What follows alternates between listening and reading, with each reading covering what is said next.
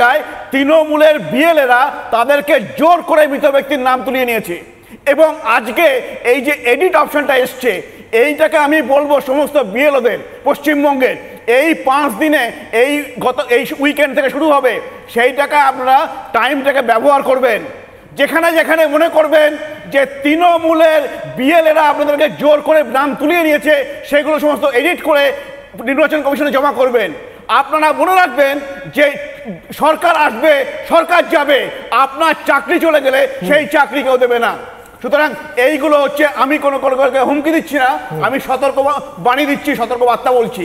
সুতরাং সেইগুলো আপনারা এই 5 দিনের মধ্যে ঠিক করে দেবেন, যাতে তৃণমূল এইগুলো করতে না পারে। যেগুলো তারা করে এসছে এই বিএলএরা, তাদেরকে বলা হচ্ছে ম্যান মার্কিং করবে। যেখানে বিএলওরা যাবে সাথে সাথে যাবে। কে বলেছে? তৃণমূলের ঝান্ডা নিয়ে 5-6 জন মিলে যাচ্ছে হচ্ছে বিএলওর সাথে। কেউ না অনুমতি দিয়েছিল। আমি কয়েকটা